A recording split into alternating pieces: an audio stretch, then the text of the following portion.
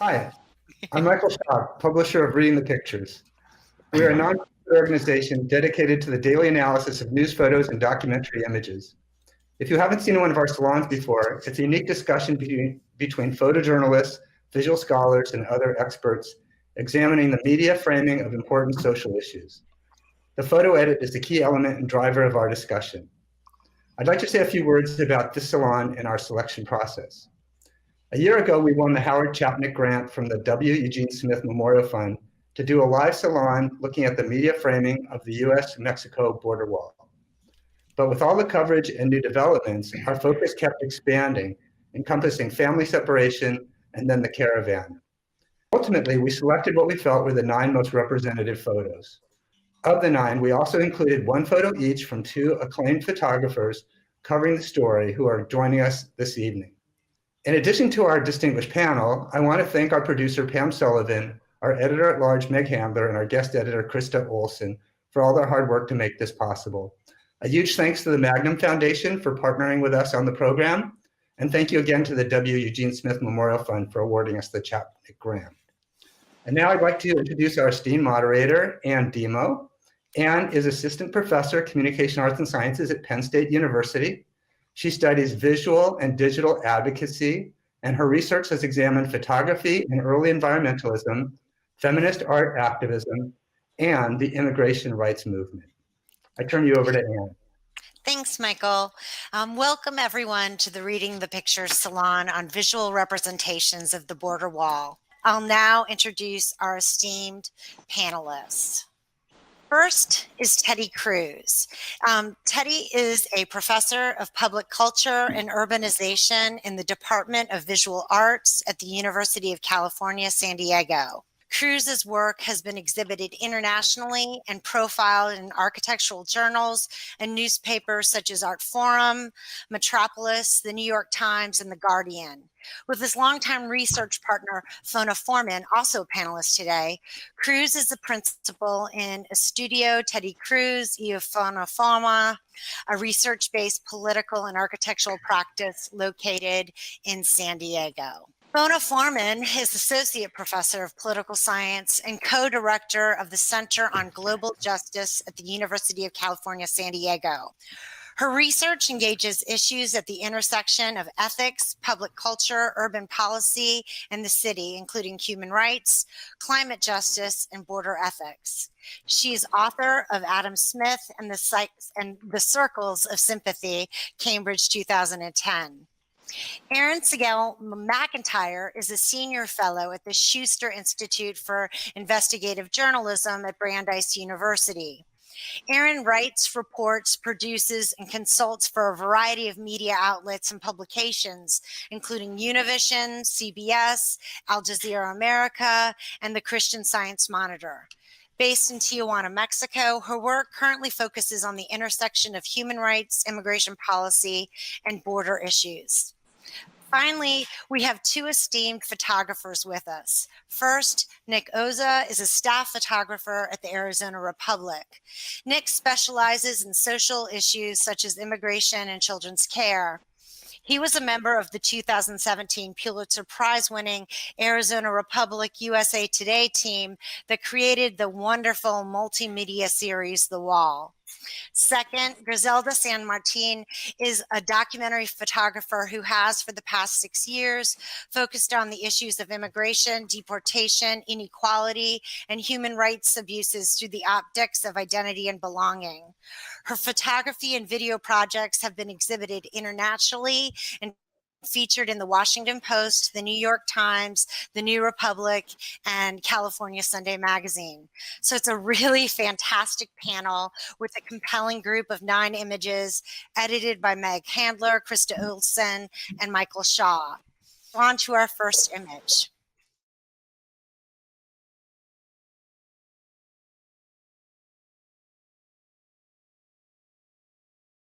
This photograph by Yulzi Marcelino from Reuters is a really stunning image.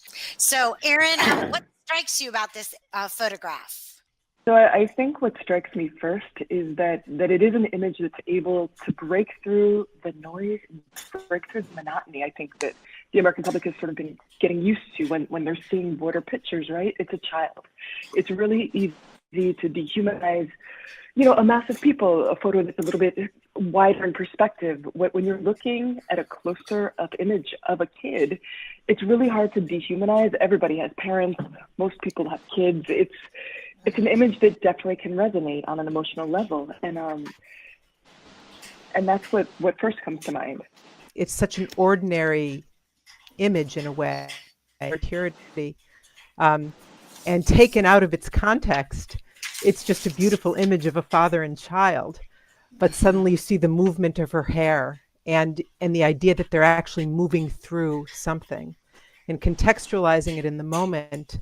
It's horrifying for the reasons that Erin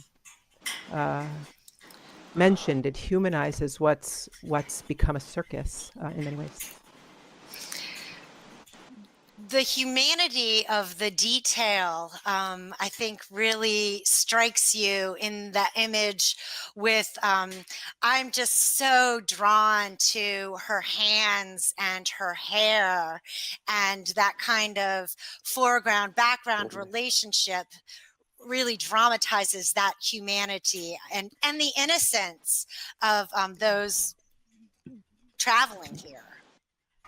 I think what's interesting to me is how much these images appeal very much to the emotion, or as opposed to sometimes the facts.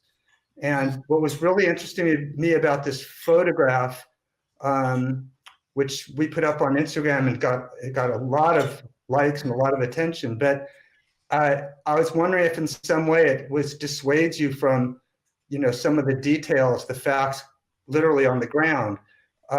In the caption, we learned that this father and daughter are from Guatemala, which is obviously the different origination point than most of the migrants who are coming from Honduras.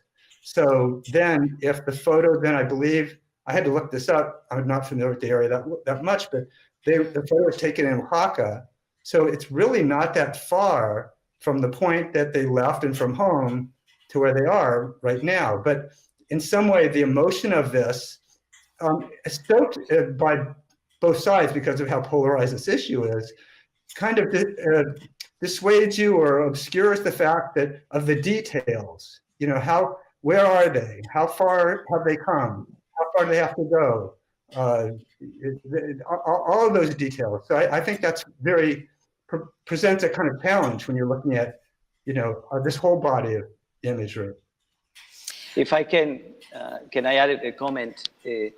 Actually, it's interesting because recently Fonna and I gave a presentation of our work in Colorado, at the University of Colorado, and we were traveling as all the horrible scenes were being exposed to what was happening with the caravan and so on.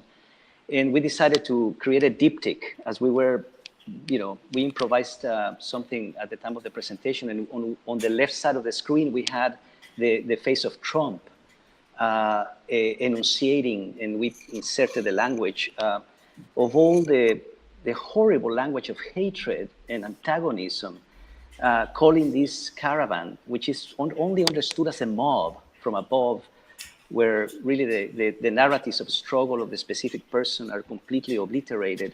But the language of hatred, calling them a mob of criminals, an invasion, a pest.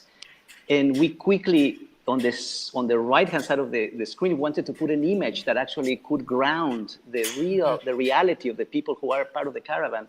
And the first image that we found was this one. We actually put that next to Trump's face and the horrible language, just because we felt that this image was truly the counter message, in a sense. I mean, the gentle, dreamy face of the small girl, almost a kind of the aspirational desire of a child, and her father's face, which is really, I'm from Guatemala, and so I can identify the kind of features of the indigenous population and the wrinkles in his eyes, the struggle of peasants the struggle of everyday community. And so he carrying this future on his shoulders. So again, the image is probably the best counter message to the rhetoric and the language of hatred being completely emanating from the current administration. I think that's actually both the strength of this image as well as its weakness, because it is so devoid of context. It's also easy to ascribe political motivations to this image, right? You can make the case for, well, who is this guy? He's older, was he deported? It's fairly easy to project, like what you were just saying, oh, they're going for a better future, or look at this innocence. I mean, those are all stuff we're just making up right now, right? We don't know exactly this man's story. We don't know where he's coming from. The caption is devoid of that information. So it's conjecture, right? I was going to just note, if you're looking at the chat, you'll probably be thrilled to know that the photographer has joined us online, and just want to draw your attention to the post. Each photograph has a little of each photographer. I'm a father too, and have imagined it a few times in his place. And so I think to highlight that relationship between the child and the father is really, it brings that humanity. And I think it's also an interesting kind of counter image to, so often we see the mother and child, then to see that kind of poignancy and intimacy within the father and child, I think is a really also important counter image, particularly to the way in which so much of the immigration rhetoric coming from Trump really demonizes the male migrant workers as well. So I just wanted to highlight that. And following on what Teddy was saying, to me, it's like really obvious, like this little girl with her angel face is completely the opposite of the demonizing narrative, right? So I think it's very visually, very straight to the point. Like this is, these are the invaders that are coming, but it's like completely opposite to what, the political discourse. So the only danger to me of this image would be that it's so beautiful, it's so cinematic that it looks like a movie in a way, like a road movie. So it's like, it's a danger of thinking that it's not real, like it's so different from all the images that we've seen, which I like, of course. But it's also this danger, I think. Yes. This is at the end of the day, what Erin was saying. I mean, obviously we don't know what is ahead, what is behind. But at the end of the day, it really gives us a glimpse away from the aerial view of this mob, where the individual is, dehumanized. Yeah. So the image humanizes, at the end of the day, this group, and that is the point of entry into a discussion. I mean, we don't know, but at least it definitely gives a face that is powerful, and so that to me is enough for this image to really be political in its nature. And I'm going to take this to turn from the humanity of this image, if we can, Teddy, to the opening up our second image by Josh Hanner from the New York Times.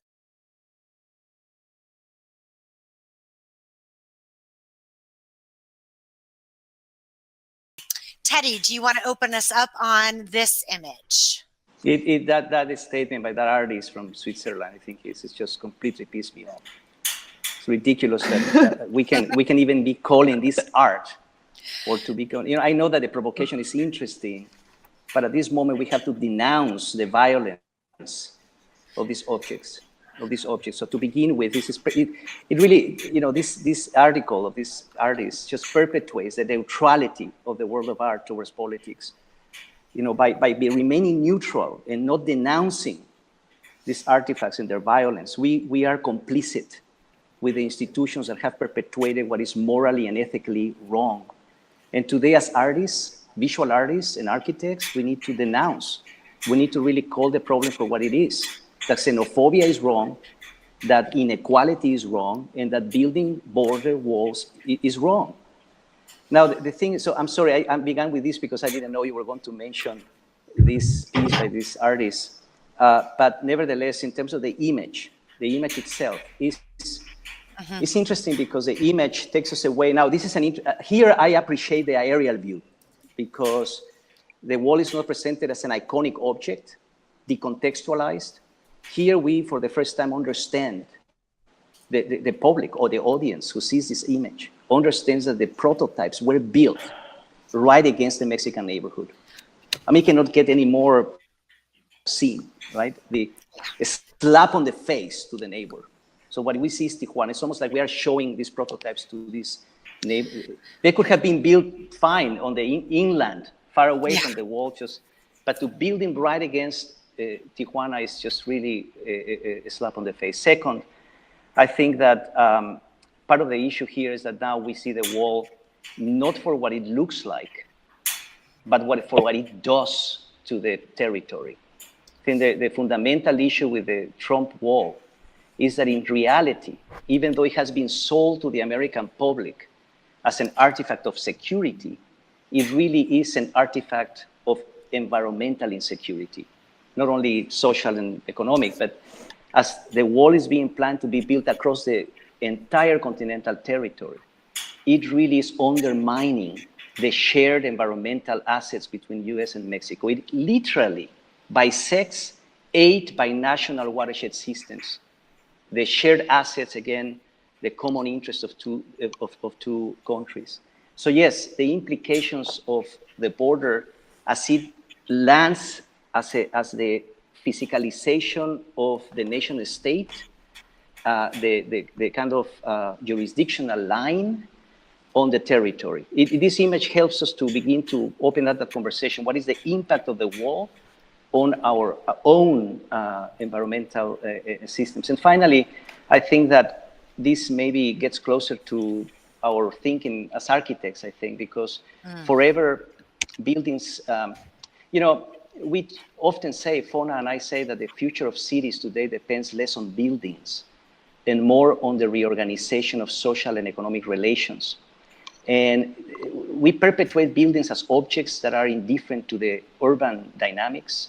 Not only that, but to the social, political, and economic vectors, forces that really shape urbanization. And that has produced a lot of havoc, really, to our ideas of sustainability, and because we are not thinking infrastructurally. In other words, the wall is just seen as a stupid object. In fact, a community activist friend of ours from San Isidro, at some point when we had a community workshop, he said to Homeland Security and to the GSA when they were planning the new checkpoint, the person said, if the wall is going to be built, why does it have to be so stupid? Can it actually act infrastructurally? Can help us to manage environmental systems and really be able to become a bit more resilient and so on. Obviously for us, for Fonna, and right now we have to resist the construction of the wall altogether. But if the wall is going to be there nevertheless, can it do what Kevin Lynch, a world famous urbanist, said in the 60s and 70s? Can it really be a shared infrastructure somehow? This is very strange to talk about here because obviously we're resisting the wall. But what really upsets us immensely is that the wall is just really understood as a static object that wants to be beautified. And for us, that's the ultimate danger that our own artistic fields sometimes, architectural fields really tend to project, that we are just simply camouflaging with aesthetics for aesthetics' sake, a more somber and macabre sort of set of conditions behind it. We need to think more infrastructurally. We need to think more collaborative about the interventions, at the border, and this is what the image basically made me think. Is there something about not just actually the structures, but also we have some comments talking about the role of the photographer of these structures. And I'd love to hear the panelists reflect on taking photographs of the border and our ability as viewers, if we can see over the wall or if our view is also obstructed. In looking at the chat, there was questions about if that was a drone image and the importance of that aerial view. And so I'd love to hear about that kind of management of having the view so you can see what is obstructed or forcing the viewer to have an obstructed view. To me, this image is, I kind of like it because it's showing me a very tiny, small wall. What I'm saying is, usually we see the wall as this huge monument, like huge, dramatic. And in this one, in this image, it looks like kind of small. Even the prototypes look tiny, like a maquette, like something, like a toys, like, you know, like this is supposed to stop, to divide. It doesn't look like that. And Tijuana looks kind of organized in this image, which I like. And so I like it because it's different and it doesn't, I was very confused with the caption too, because monument to what? Because it doesn't look, I mean, there's so many other pictures that you make up an argument of, okay, this is a monument or, you know, a symbol of the dominance of the United States. But in this one, no, it's like a monument to ignorance, monument to stupidity, yes, but a monument to what else? I mean, I have to say that it was very difficult selecting 9 images when there were so many different themes and issues. And one regret that we have is that when you talk about this, making it a maquette, and that it's so diminutive, and it is shown in a particular dynamic. There's places where it's just a couple of posts, barbed wire strung together. There's other parts where you can see the whole politics of eminent domain, where, you know, and ProPublica did an amazing story on this, where you can see they negotiated with ranchers, and some people weren't that sophisticated, and they built pieces of the wall, and then inside the piece of the wall is a gate, or maybe there's a door, and they have access to some small piece of land. Some people didn't get the door. So it's great that we can talk about the wall as a monolithic thing, do it through this photograph, but it was very difficult in terms of representing the multiplicity of the walls. So, you know, one thing that this image misses, I mean, so most photographs that were taken of the prototypes are from the Tijuana side, looking over the wall or through the wall at the prototypes. By the way, they're not beautiful. They kind of look like corporate desk art. You know, if you look at them up close, I guess it's missed that.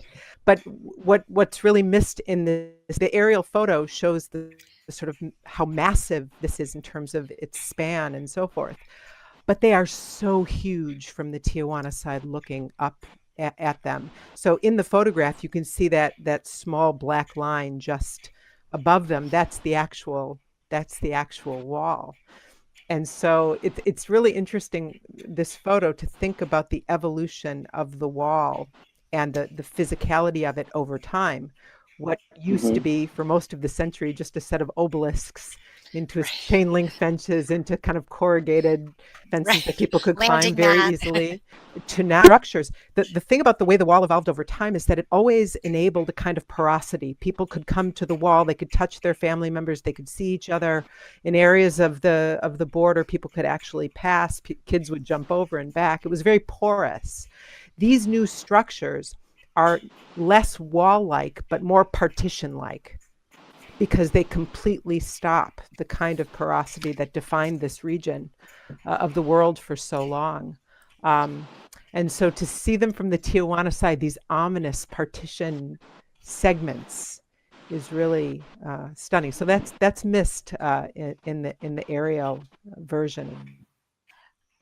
I think we're going to move to the next image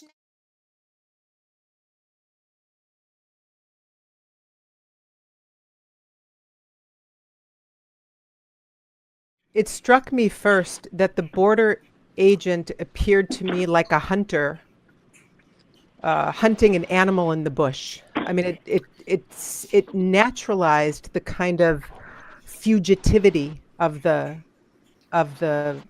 immigrant. The immigrant in this photo becomes nothing other but he who is hunted, he who is unwanted, he who is infesting. It's a kind of good versus evil, and it plays into public fears about the fact that we need to build a wall to stop this kind of thing.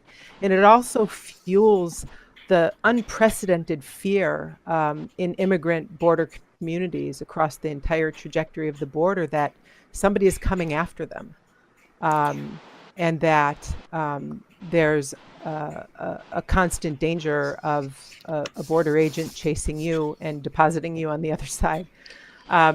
So I guess that's how I would begin. I was really struck by the sort of the idea of hunting, and in the sort of natural context, that really stuck out to me. It's got a kind of cinematic quality, and that I also wondered if you all thought that there's an image like this brings in temporality, so that when we think of border photography, we often think of location, but as we all know, in particular, the photographers who are on the scene as well, there's such a long duration to the process of crossing. And so I'm wondering if this kind of moment and a kind of dramatization of the moment allows us to see the border time in a way, or at least brings it out into a conversation. I think the access is such a key thing, and John Moore is such an excellent photographer, and these are the moments, it freezes in our mind. It's interesting that point of temporality too, and in fact, John's photograph is not one photograph. Most of the time that I saw it, it was published as a sequence. So there's a picture right immediately before and immediately after. And it does really raise that question, and yes, it's very cinematic, but is it like, is the person going to be captured? Is the person going to get away? And I believe this, I don't know if it's this particular caption, this person was apprehended by someone else. Right. So, he missed, but the immigrant was later caught by a fellow agent. Yeah. So, I mean, and then obviously when you think about this on like a metaphorical level, it's still like, how does this play out, the way that the whole situation has become so, politicized? And does truth win out too, or does rationality win out, or does data win out? Are you able to like move this whole issue from a border confrontation where you're sending twice as many troops as you have migrants by the largest estimation, versus refocusing the whole issue back on Congress, let's say, and having a political process, which is where this thing needs to be, worked out in the first place. Can I mention something about? Actually, I just read a public chat, a kind of entry into the blog. I don't know how it's called, but it's by somebody. His name is Alejandro Martinez, and he says, as active volunteers of Border Angels in San Diego, this image makes our stomachs hurt. We could not at all imagine taking a photograph while this was happening. We would be doing everything in our power to make sure this migrant was safe. And probably ultimately that's the incredible instrumentality of this image, is our urgency to protect. It projects that immediately. I would like to say something about this image too. Besides the horrific of the moment, and I agree with that, to me, what's interesting is that the Border Patrol agent looks exactly like any other migrant. There is nothing that makes me think, other than he's trying to, of course, catch the migrant, that he's superior in any way. So they look exactly the same to me, and to me the caption should be different. They, instead of Border Patrol trying to tackle migrant escaping from Border Patrol agent. Because to me, and this is like a simple reading, the Border Patrol agent looks like a zombie trying to infect the migrant. So who is the good or the bad? It depends on the way you see. So to me, the caption is wrong. That's good. Yeah. That's good. That's really good. I think that in looking at the chat, I'd like to actually ask some of Griselda and Nick, there's some themes about discussing how photographers deal with activism and being on the scene. And so could you reflect on that experience at all, Nick or Griselda? Go ahead. Yes, I mean, there's always this question about where do you stop photographing, and I mean, we could like be talking about this for 2 hours. To me, I am not in this kind of situation, so I've never had to take a decision like that, because the type of photography that I do is more documentary and it's less news. So, but it's difficult. It's a difficult thing because we need to have these images. We don't need to have like a million images like this, but we need to have some images that document what's going on too. So someone has to do it. I'm glad it's not me, because I don't think I could do it. But I think it's an important document to have. What I don't think is the constant repetition of this type of images. This is what's damaging. To see this over and over and over and over. That's what's creating this problematic.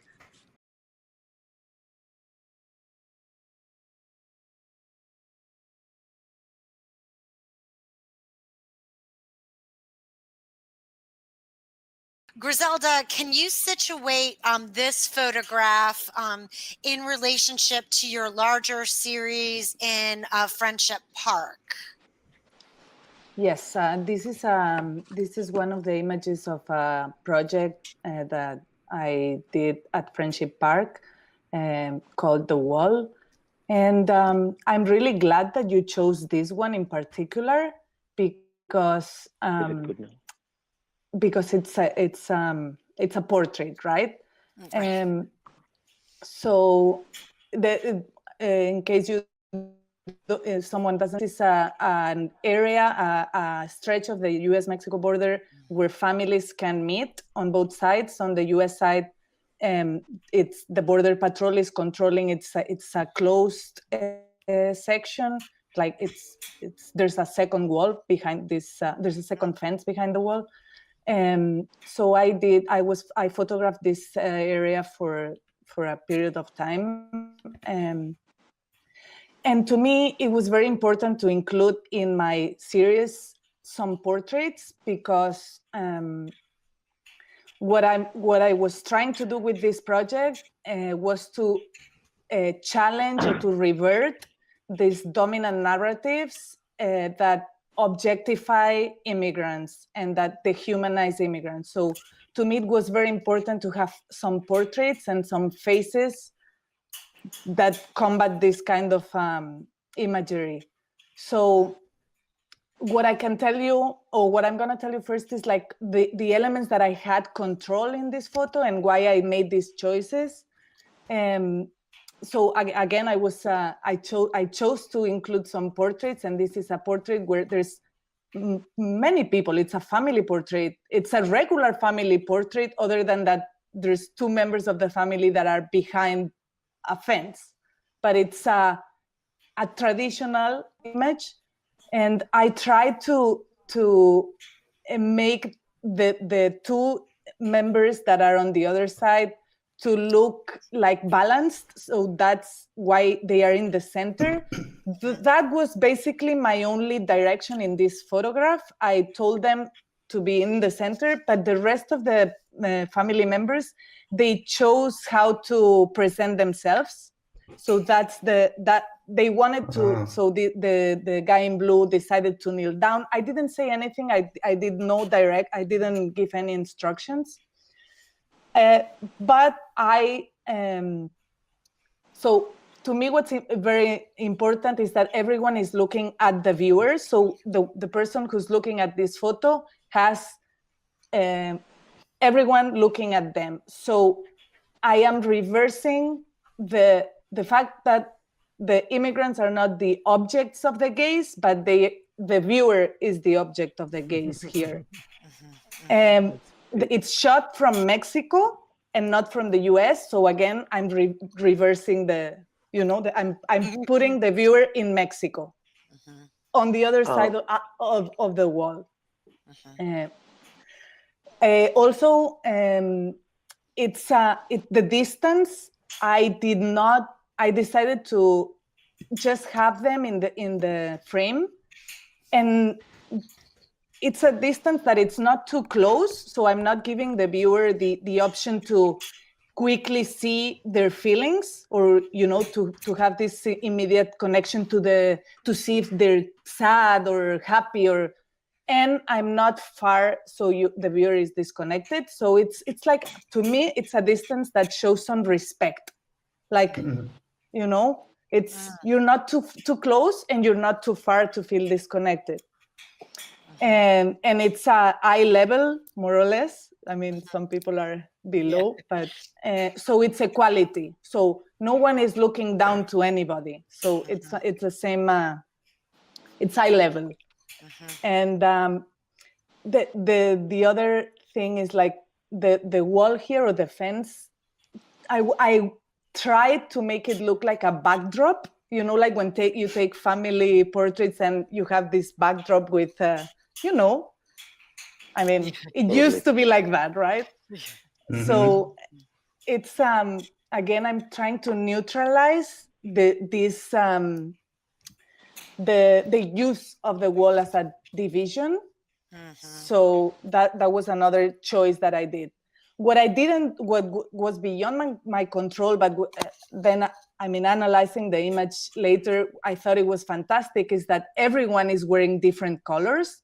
So that shows everyone with their own unique personality, and everyone is posing different. Someone's wearing a baseball cap and someone is holding the jacket. So it's like, you can see that every individual in this photo is different. And that's also a way to combat the narrative that says that, like, no one, the faceless other, and, no one is, they don't have any personality or agency. So in this image, I think that you can see the personality of everyone, and that's something that I wanted to do. And one more thing I wanted to say is that it's everyday life. So this narrative, or this discourse about immigration, is like disproportionately focused on the border crossing. So I'm just showing this is everyday life. It's an ordinary Sunday for these families, but it's at the border. So, but it's not ordinary. I mean, actually, this day was very extraordinary for them, because it's if you read the caption, then you see that it's 14 years since they were together the last time. So the last time that the dad saw his daughter, she was a little kid. One thing, it's really amazing portrait. So me and my partner reporter, we work on this issue, and we were looking at this photo, and you were pointing out certain things, but if you look closely, the family on the Mexican side seems more happier. They still have their extended family. the two on the American sides are small, while they are not have access to material wealth. They are cut off from the roots. Sometimes portraits are hard, you know, to be creative, unless you're putting the flash and, you know, you're using the different elements. But it's very well done. I have to say, I mean, I look at so many pictures every day, and this photograph stays in my mind like few have. And maybe it's because also it's the psychologist part of me, which I try and keep that more partitioned, but I can't stop thinking about Cesar in the background with his niece and his daughter there, third from the right, in the foreground, and the niece and the daughter actually look more similar. But I just over and over again, I'm just thinking, like, how is it that his daughter is on one side and he's with his niece, and what is that like? And I start making stories, you know, from this photograph, and I think that's quite a testament to an image. Yeah. Mm-hmm. One thing that should we? No, you go ahead. Oh, can I? Yeah. No, I was just going to say we know this place very well. Those who live here, you know, locally at the border, and what is interesting is that the two members of the family who are on the U.S. side are on the territory where used to be Friendship Park. This is strangely named, almost vacant site that, you know, that for decades, you know, has been called Friendship Park, which has now been completely dismantled by the new wall and the no man's land that has been created where those two people are standing. And obviously this is and on the Mexico side, where you see those plants, those sort of plantings of vegetation, is that people have created a garden on the Mexico side. And so obviously it's an interesting thing how the wall becomes this sort of trompe-l'oeil type of backdrop, as Griselda was saying, where the plants are painted and the colors. So the whole, the colors.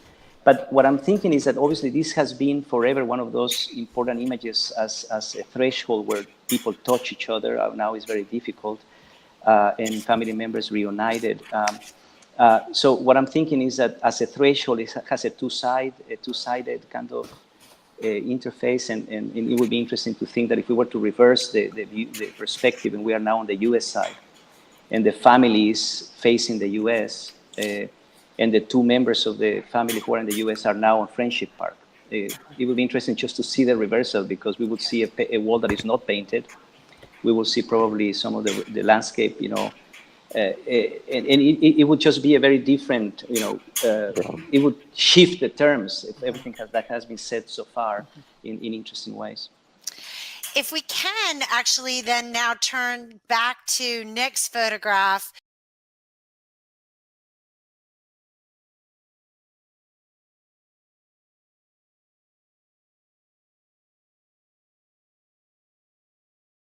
This was a project we were working on. It was called Border Patrol Using Excessive Force, and this was a part of that series. In between the series, so we went to talk to the ranchers and, you know, just the local people who are living close to the border. What is their view? And in this picture, what I kind of like about it is two iconic figures: the American cowboy ranger, and with a wealth and power, with his white hat, white sleeves, offering water to enhance the life of the poor migrant. And basically, when we were going, he was showing off his property.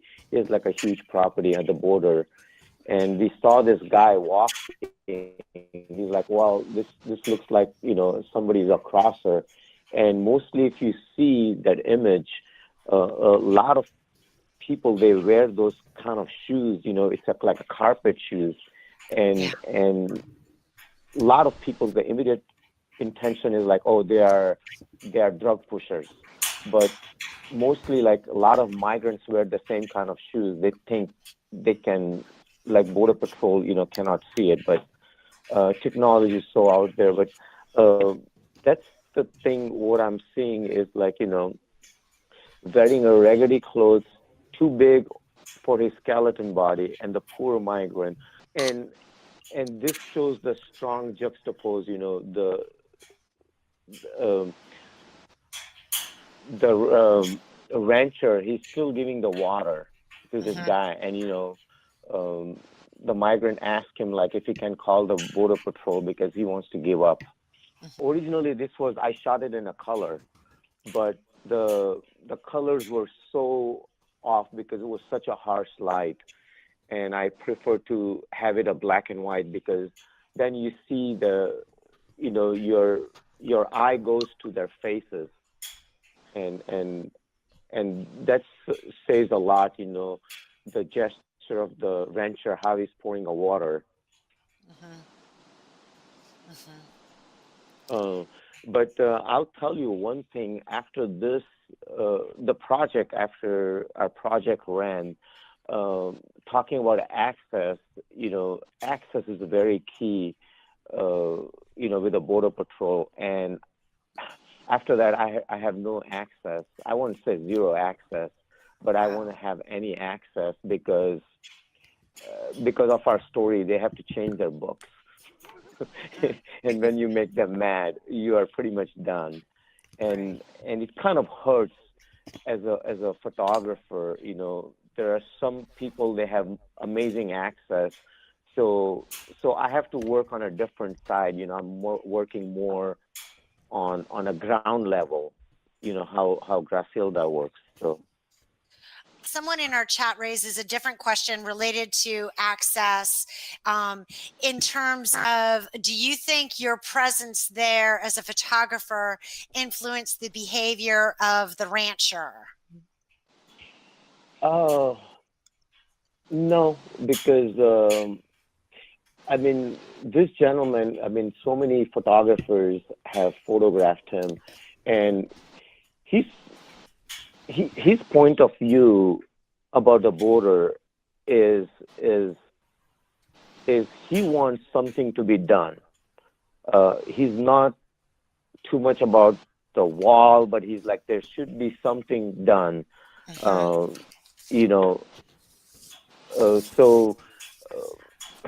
I think lately the political view is a lot different. Everybody wants to, rage about the wall. But, this ranchers, they have a totally different views. They want something to be done.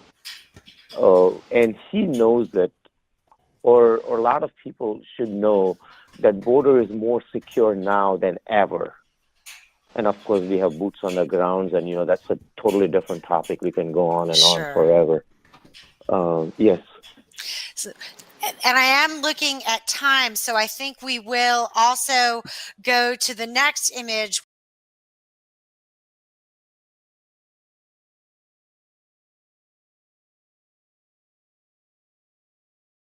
Fonna, would you lead us off on that? Sure. So, photographs in World War II of the concentration camps.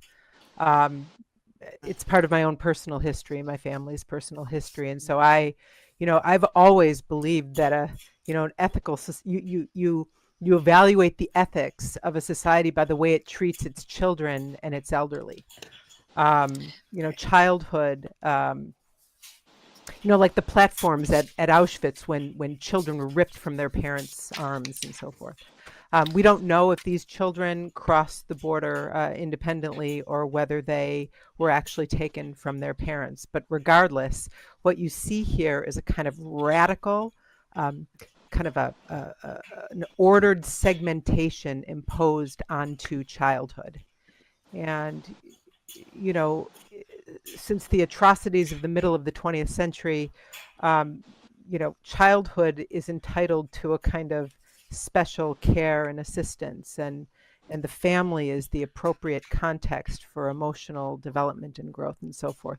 So, in fact, those are the tenets of the International Convention on the Rights of the Child, which the U.S. never formally ratified. Right. And so, so this cold imposition of order on the sort of, you know, what should be the playfulness and joy of childhood is very difficult. There was a comment in the public chat. Jeremy Bakpak Franco asked a question earlier that I think is very relevant here. To the whole exercise today, is that the photographers in all of these images clearly have a very sympathetic connection with the people who are being harmed in these photos, and so I tried to understand why the photographer chose this particular image of the children marching in a line in between these very sterile tents with the porta potties behind in the shadow, kind of. And I think it's that this is not a setting for a child to grow in, and it's a setting where there doesn't seem to be any exit. What is the reasonable expectation that these children will move out of these camps into a more humane setting?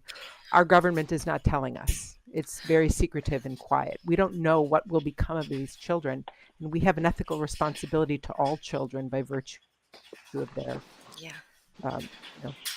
their state. So it's a very difficult photo. Yeah. And the second thing I wanted to point out is like the technology with the drone. You know, you'll never have this kind of images. You know, either you have amazing access from the Border Patrol, you know, that you're flying through the helicopter, but I think this was a drone photograph. And one thing I wanted to point out, like, you nailed a lot of amazing points, but, you know, the children are being forced to told to walk in a single line. Yeah. You know, it seems like convey the childhood has ended. You know, it almost looks like a prison. Well, in that sense of, I mean, you know, I have a son, and so trying to see a child stay still for that long or stay in order for that long, it does kind of also give you not just a kind of the extreme order of the place, but also the kind of exhaustion of staying in order for such a long time. And so for me, it also brings in a kind of sense of temporality. This makes me think again about the issue of emotion versus facts. And, you know, if you look at the caption and they're talking about, I think there's an extended caption that went with this from Reuters that was saying, or emphasizing that we don't know if the children or the youth that are in the photograph are there because of family separation or because they tried to come across the border on their own. And that may be all well and true, but there's like a moral dimension to this photograph and how much it really puts a very hard light on, you know, this kind of political action that's, you know, not sanctioned and not unilateral. So to be like making some of those distinctions shows us like really how complicated it is in terms of the media and the journalistic role to, like, say, represent something on the kind of manifest level when what we're looking at is something that is so egregious. And it's such an image that serves as a conviction, you know, of this kind of like abrogation of policy, and it's searing to that extent. Yeah. Erin, I think we actually, given that this is an aerial image, I think we'll go to the next image if we can.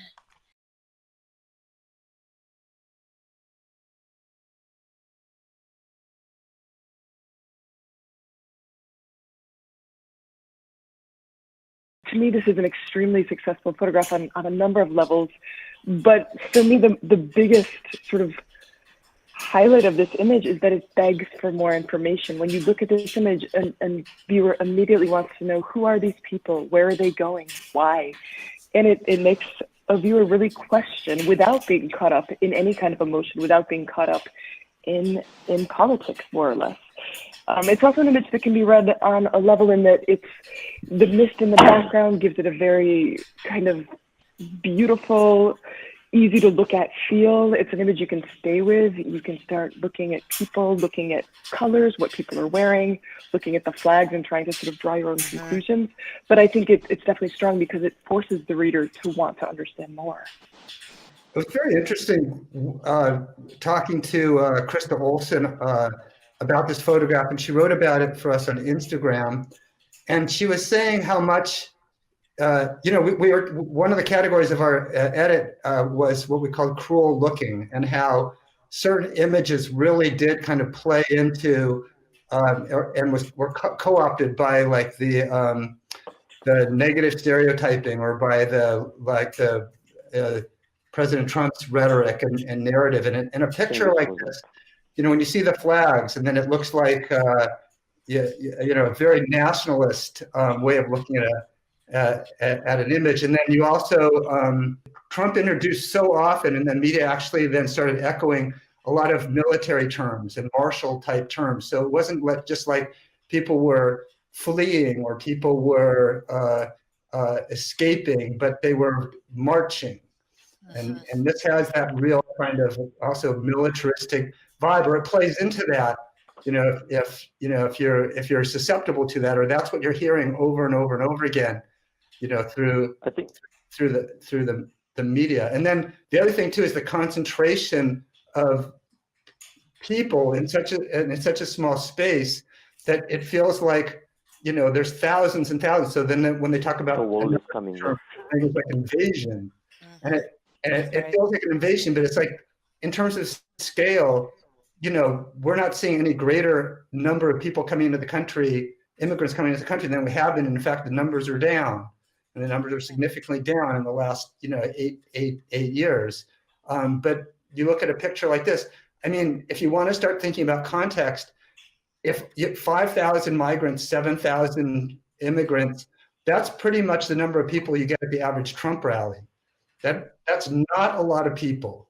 So again, when you put it into this frame and start to like throw some of those terms around it, it can feel like, like lock your front and back door. And it's specious. Totally. But that, I think, Michael, also you have to talk about it. It could be a politically inconvenient photograph, but having 10,000 people walking together towards the United States border, it is politically inconvenient for liberals and those on the left. It's incredibly convenient for Trump, but it's the truth of what happened. This many people did march, and I feel like this photograph is irrefutable in that regard. It's a news photograph. It shows you what happened, and either side can play it as they will. Yeah, well, I'm making an appeal for context. I completely agree with you. And it's true, illegal migration is at an all-time low right now. I mean, the chaos and circus that's developed around the caravan is ridiculous on a number of levels, but in regards to this specific instance, these are the dramatic images, we are showing to people, and like how Michael said, like everybody thinks like there's an invasion going on, and it's like it's 7,000 people. If you see in an annual year, there are like probably 80,000 are crossing. Fonna? It brings up the whole debate about whether this idea of a caravan is a useful human rights tool. These that's a very photographs good question, of masses. What happens is that you lose the stories of the individuals who comprise this thing. It's much easier to sort of, sidestep the human rights of each individual in that mass and to characterize them as a unified whole. They have very different stories. They have very different claims. They have very different reasons for participating in this. It feeds into, like Michael was saying a moment ago, the rhetoric of an invasion as a singular as a singular thing. It's much easier to deny the claims of each one of those individuals. And by the way, each one of those individuals then becomes beholden to the behaviors of the group or the behaviors of the whole. So the first stone that's thrown at the wall, right, that entire mass of people and their claims are invalidated. So there's something very interesting here about the way the individual relates to the whole. Obviously, there's security in groups, but the individual and her claims also gets lost in the mass. I just want to thanks to Erin for mentioning that the photographer is actually on the chat, and thank you for reminding me to look at the comments. And he just went up. There we go. The comment indicates actually this was the last time the caravan was photographed together way down south in Chiapas. And so just kind of wanted to provide that context for you, Michael, as well, given what you previously said. So go back to you, Nick.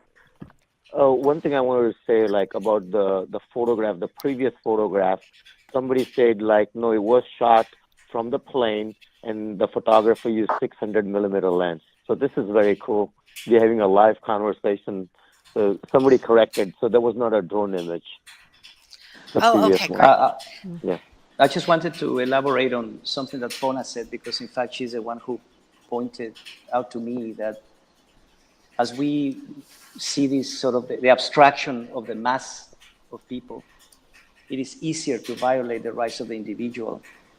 Obviously, because those rights are obliterated, the individual stories and struggles are invisible. But at the same time, there is an interesting thing about how the mass of people presents immediately, at least, again, as a viewer, the drama of the problem. The drama of the problem. And one thing, and something that actually Erin, I think, said about make what you want about the flags. And I just wanted to say something that has been bothering me when I first saw this image and many of these images. And this is maybe politically incorrect to say it, but I wish that many activists and people working on the ground with many of these people were able to figure out how the representation of this mass is not really connected to the nation state. Flags are not useful in this sort of representation, because it's only it perpetuates the kind of fear of people who witness this image.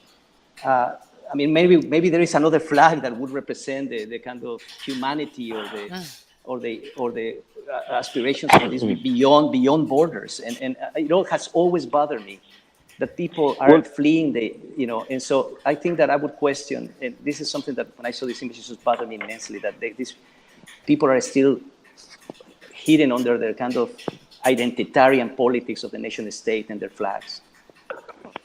Teddy, I think that's a good point, but what I understood from the activists, and they mentioned, like, because of the election,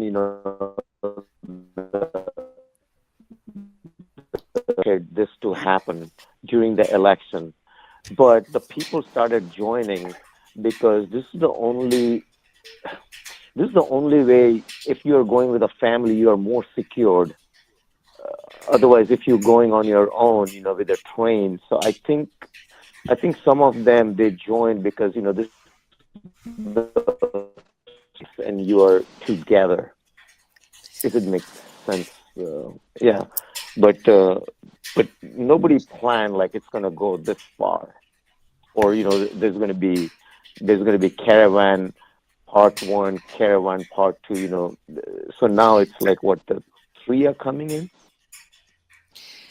Well, and this actually allows me to draw in a comment from Krista Olson and then into the next image.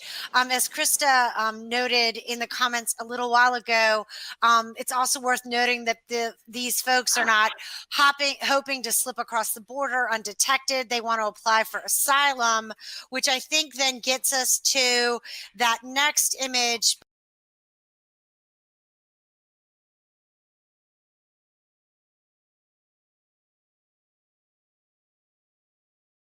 I can just mention a couple of things. I mean, obviously, this is a new facility that has been designed at the checkpoint on the Mexico side.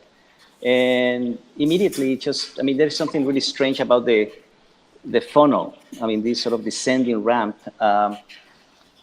which really problematizes in my mind. I mean, when I see it, is the how would I call it? The temporality of crossing, or the politics ultimately of crossing, because some people wait for 3-4 hours, other people have sentry, they fly through, and other people just wait forever. And we've had students here at UCSD that have to wake up at 3 o'clock, 4 o'clock in the morning to cross in order to go to work and then come to school. And so often when we see images like this of the waiting lines, reminds us again of what I was saying earlier. I mean, if these systems of surveillance and of the kinds of infrastructure of security have to be installed, why do they have to be so inefficient? And also, obviously it's a given that people are funneled through one entry.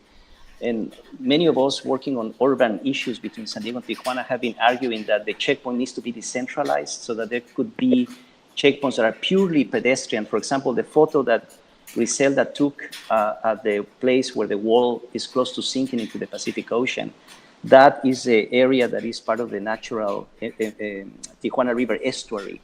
We've been arguing that could be a perfect checkpoint that is only for pedestrians. In other words, how to decentralize and how to enable these environments to really connect from, to the logics of urbanization on both sides of the city. Again, I'm surprised about my comments because this is all about giving some kind of logic to the infrastructure of passage. But nevertheless, the way it stands right now, these environments are incredibly hostile. It's almost like entering into a penitentiary, no places to sit, no shading. I mean, it's again, if human rights are to be physicalized in the way we articulate public space and infrastructure, this would be a complete failure. Spaces need to really be, equally as reflective of our pursuit of human rights. Again, the kind of the design. Why not to say the design of these environments need to be need to resonate and more a sense of dignity, basically. Right. With the cruelty of the kind of bureaucratic long waits, and then someone just pointed out people pass out in the heat, and so that kind of cruel infrastructure in essence. Mm-hmm. And by the way, the lack of planning between these two cities. San Diego and Tijuana are designing all this infrastructure without conferring with each other, how they connect, what kind of public transportation can be supportive. People are just dumped into sterile parking lots. There is no collaborative effort even in trying to figure out how this should be human-centric as opposed to just benefit, surveillance on its own terms. Or how it can accommodate, elderly people or people who are handicapped. How does a person, who's differently able to get through this line and to stand there for hours? There's no sort of accommodation to human frailty. And by the way, underneath in the light, in the sun, are the, those who can't cross. That was interesting. So looking at time, we are going to see if we can actually finish close to time, and we'll go to the last image.